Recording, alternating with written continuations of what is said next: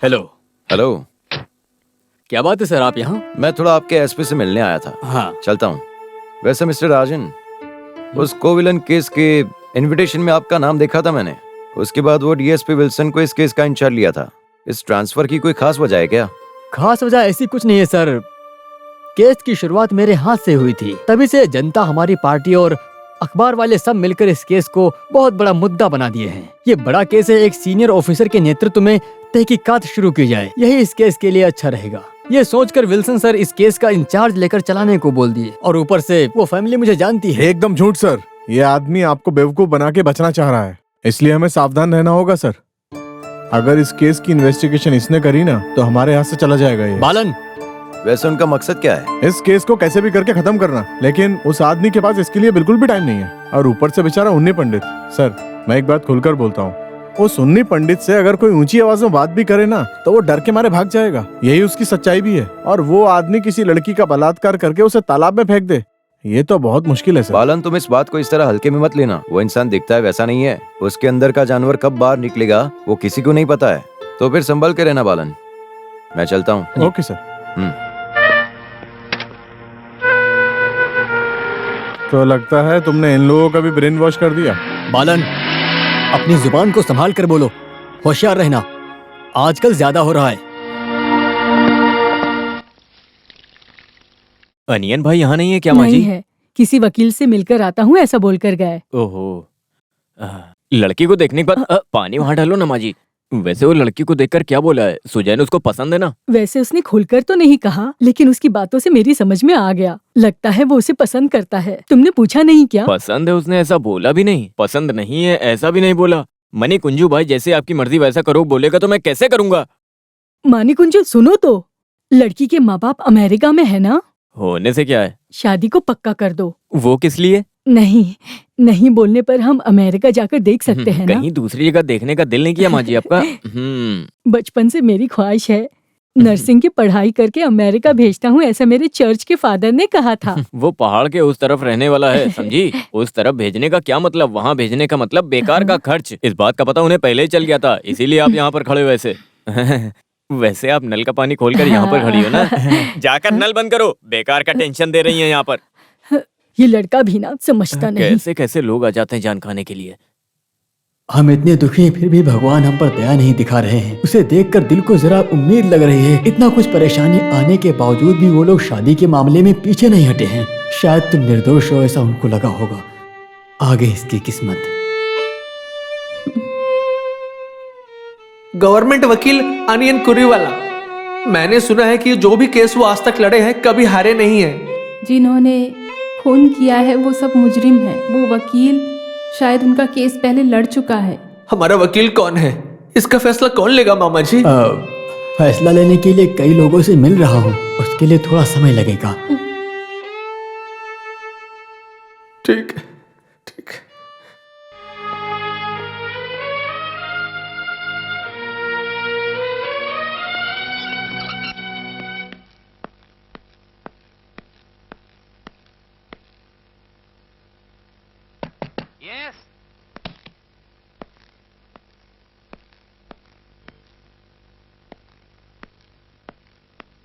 मैंने तुमसे कितनी बार बोला है नॉक किए बिना अंदर मत आया करो। सर मैं नॉक करके ही आया था। बड़ा आया नॉक करने वाला।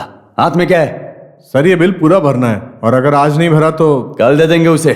सर बिल अगर जमा नहीं किया तो बढ़ जाएगा, नहीं दिया तो प्रॉब्लम हो जाएगी। इधर दो, ज्यादा जुबान मत लड़ाओ।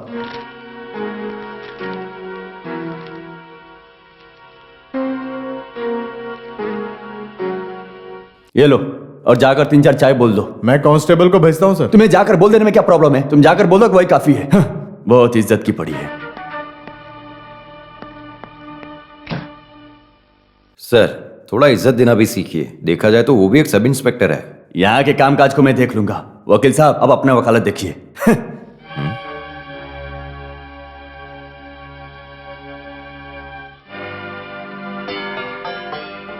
आइए।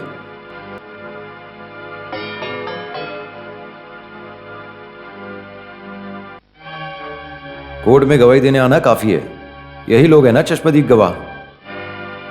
आप सीता की माँ है ना? हाँ। उन्नी पंडित उस लड़की के साथ जबरदस्ती बलात्कार करने की कोशिश करता है, ऐसा आपकी लड़की का बोलना है, और एफआईआर भी की है, सही है क्या? हाँ सही है सर। फिर भी ये बीए एमए पढ़े लिखे एक आदमी को नौकरी मिलना बहुत मुश्किल है। वैसे घर के काम करने के लिए आदमी मिलना बहुत मुश्किल होता है। ऐसी परिस्थिति में आपकी बेटी ने कई बार कंप्लेंट दी है, उसके बावजूद भी अपनी बेटी को वही काम करने भेजा, ऐसा क्यों? उनका राजवंश है, थोड़ा कुछ इधर उधर भी हो जाएगा तो आपका कोई नुकसान नहीं है। वैसे आप बेकार के सवाल करके उन्हें परेशानी या तकलीफ देने के लिए मत सोचिए। अगर उनके गवाही में कोई कमी है तो उन्हें वो सिखा दीजिए। बीपी बढ़ने जैसा डिफेंस वकील मत बनिए। कैसे पूछना है, किस हिसाब से पूछना है, ये मैं फैसला लूंगा। आपने जैसे लिखा है वैसा करना जरूरी नहीं है। जो भी गवाह है क्या वो सही है, मुझे भी पता होना चाहिए। आप लोगों के सामने ऐसे सवाल पूछना मुश्किल होगा, प्लीज। आप लोग जा रहे हो या मैं जाऊं?